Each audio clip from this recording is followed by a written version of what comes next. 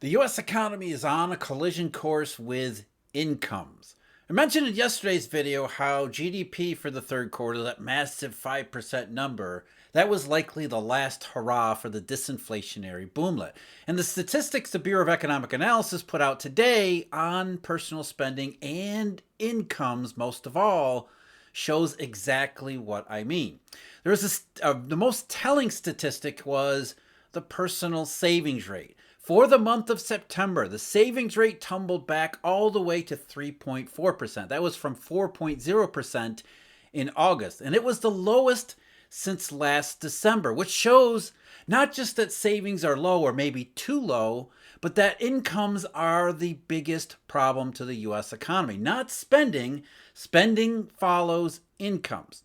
And it's important to remember that the markets have been telling us that we should expect something like this to happen because the two-year Treasury, more than any other part of the yield curve, has given us these signals ever since around July. Something changed in the two-year Treasury trajectory that made it go from disinflation agreement to, things are going wrong. When you look at the chart on the US Treasury, the two-year Treasury in particular, remember the two-year Treasury, that one's supposed to be the one that is most highly influenced by the Federal Reserve, higher for longer, inflation expectations, what Jay Powell says and what he might do, all of that stuff. And for a little while there, in between the early part of May and the early part of July, the two-year Treasury was all over disinflation.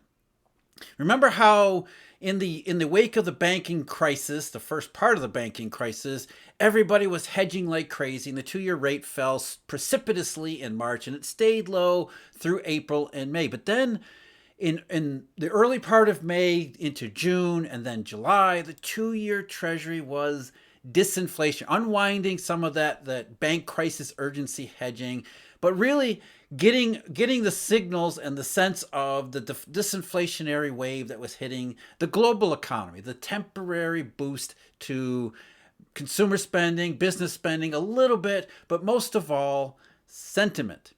But that disinflationary trend, which spiked the two-year Treasury yield far more than it did the long end of the curve, but that disinflationary trend, that changed on July 6th. In fact, July 6th was the day the two-year Treasury yield hit 4.99%. So right around that 5% level that we've been talking about for pretty much every day or every week since that time.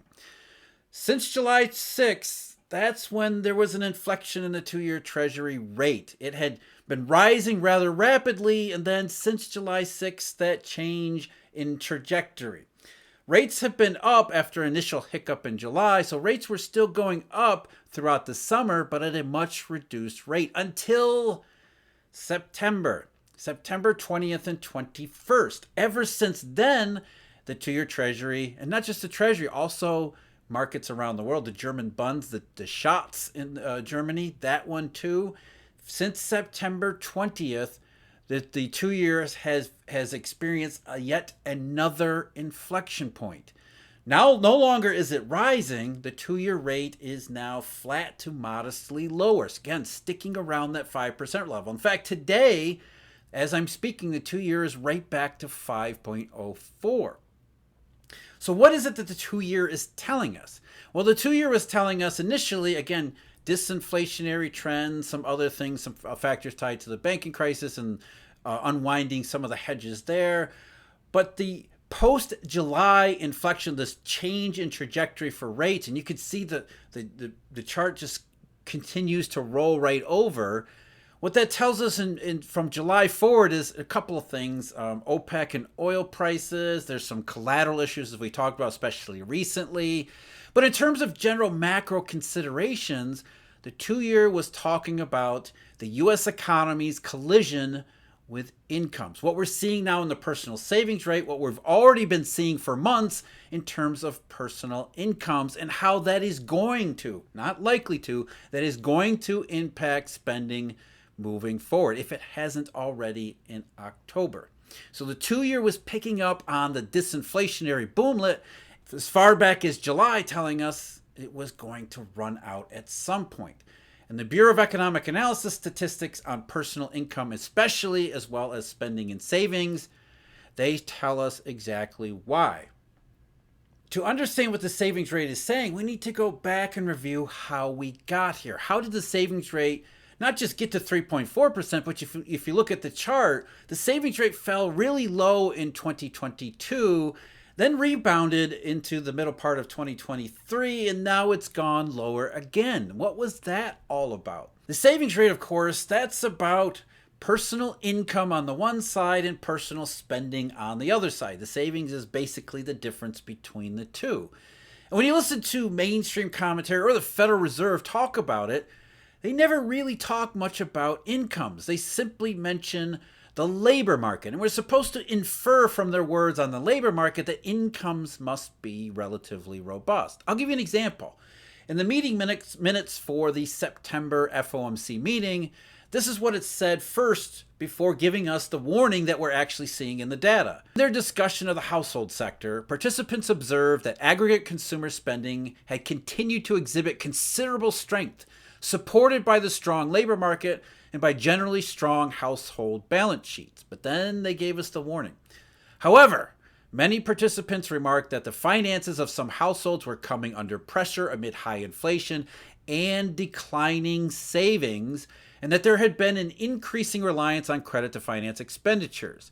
In addition, tighter credit conditions, waning fiscal support for families, a resumption of student loan payments, those were all viewed by several participants as having the potential to weigh on the growth of consumption. So we've got all of these things to worry about, including declining savings, but on the other side of it, according to the Fed, a strong, robust labor market.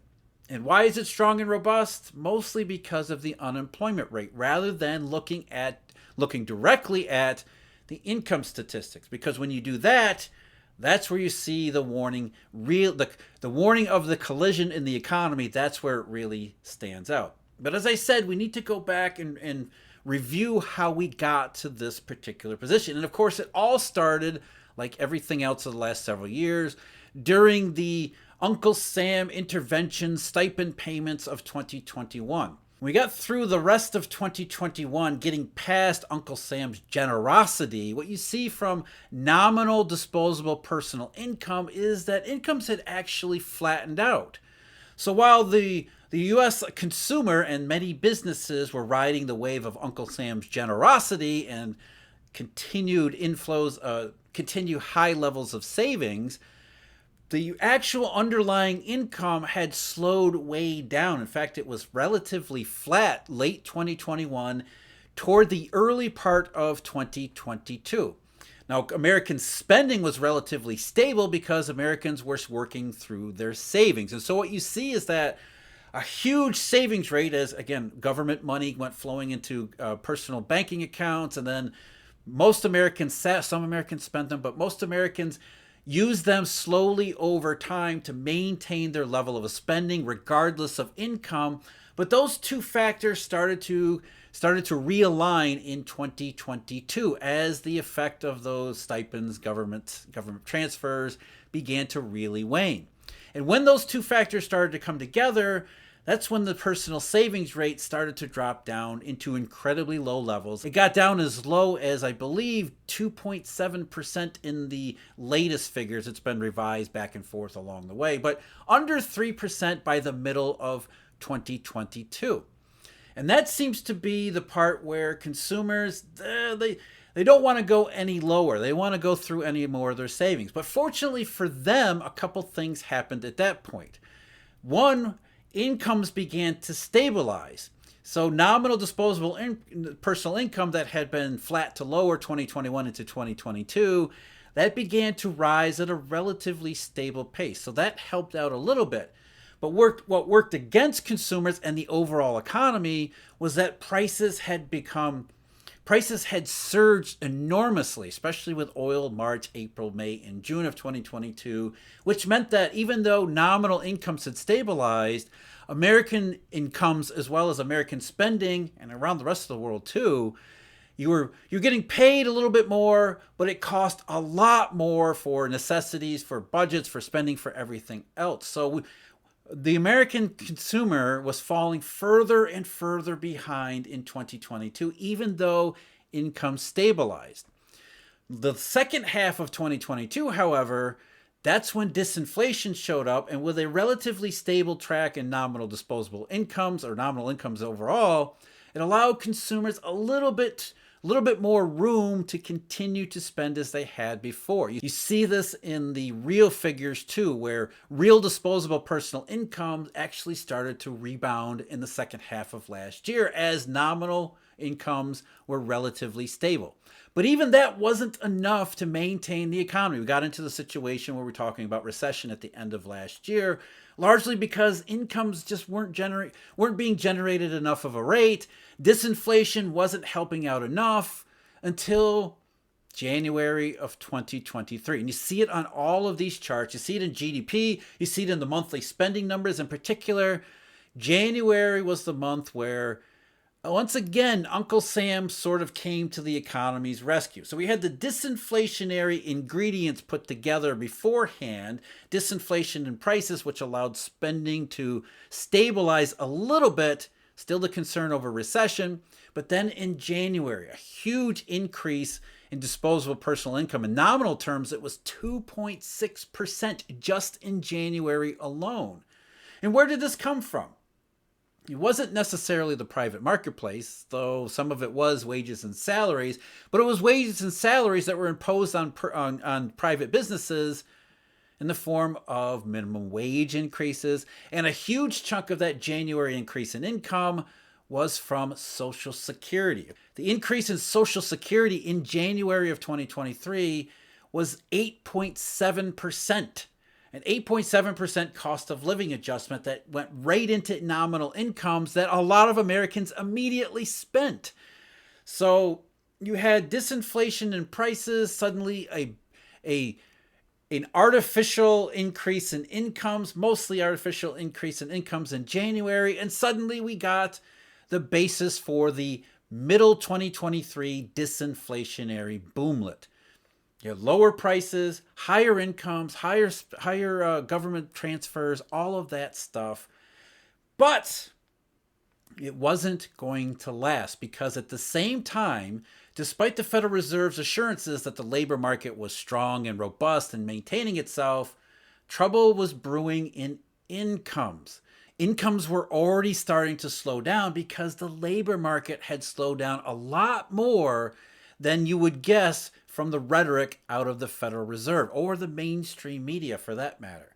So while savings got to rebound with incomes in the early part of this year, as nominal incomes in the labor market began to slow down materially, nominal incomes actually slowed down quite a lot.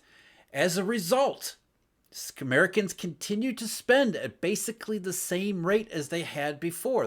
The chart on nominal personal consumption expenditures throughout this entire 2+ year period, nominal PE has been relatively stable. It's a little bit of a downtick in toward the end of last year and the start of this year, but it hasn't been as much as you would expect for an economy as weak as it actually is according to incomes. Again, that's the impact from government-introduced savings. But right around May into June and especially July and the summertime, that's when you see the impact of the dramatic slowing down in the labor market. You see that in nominal personal incomes, nominal disposable personal income especially. Just going by the numbers, you see a nominal disposable personal income in the month of June, we'd gone from around 0.5% per month in in April and May, but then in June just 0.13%. In July it was actually negative by just a fractional amount, but still negative. This is nominal incomes across the entire economy. August rebounded a little bit, but just 0.26%. And then the latest figure for September, again, just 0.28%. So even the last 2 months of August and September, that's about half the rate up to around April and May. So summertime nominal income slowed way down. And you can see it in the 3-month change. The 3-month change for nominal DPI was just 1.6%. That's down around what we were seeing in the middle part of 2019. The last time we were talking about weak labor markets, recession, and the Federal Reserve's rate cuts. So nominal incomes were slowing down because the labor market was slowing down, and the labor market was slowing down because the economy as a whole was slowing down a lot more than anyone was willing to admit. And these ingredients for the disinflationary boomlet masked these deficiencies that were underneath all the time. And it took a few more months for it to come out, especially from the shadow of the banking crisis and the credit crunch that's developing.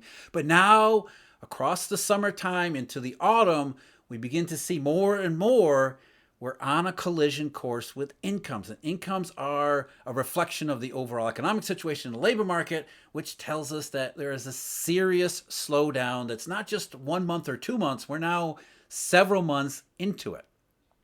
And so it's only a matter of time before spending has to catch down to incomes. And that's where the savings rate comes back into it. At 3.4%, what that's telling us is that moment when consumers are going to react to their low, they can see that nominal incomes are slowing down. They can see that the labor market isn't as robust as the FOMC would like you to believe. They can tell that at the margins, paychecks, job growth, hours, all of that stuff, they're not growing, they're not behaving, they're not performing in the same way that they did during the disinflationary boom period, or even before then. Really, we can see the weakness coming through incomes. You really see this effect when you put it in real terms. Real disposable personal income, for example, that one has been down, negative 4 straight months through September, because nominal incomes are slowing, because the labor market is slowing down that much, and because prices aren't slowing as fast as they had been previously, thanks to our friends in Saudi Arabia. What happens to real incomes? They're now contracting again. So the collision course in the economy, slowing labor market, slowing nominal incomes, real incomes falling further behind, eventually Americans have to slow down spending. And when they slow down in their spending, if they haven't already, as we've seen in a number of potential indications, forward-looking indications, that's going to lead to businesses who up until now have been patiently waiting for a real recovery for the economy to get past the shallow downturn. Those businesses are going to start cutting their costs too, because as consumers are getting less nominal income, it's because businesses are paying out less nominal income. Where do you think the slowdown in the labor market is coming from? Without an actual increase in macroeconomic circumstances, instead we look at around the world, it looks weaker and weaker still. Businesses are going to get to that point where they cut back even more. The labor market slows down further. Nominal incomes maybe even contract a little more. Spending's days are numbers. So GDP, the third quarter, GDP was a last hurrah before the collision course with incomes. If you ever wondered what a Eurodollar is and why it's so important, check out the video link below me. I just did one recently talking all about what the Eurodollar system is and where it came from. And if you know someone who might benefit from understanding the same thing, money and macro and all of these fundamentals, share the video with them. As always, thank you for joining me. Until next time, take care.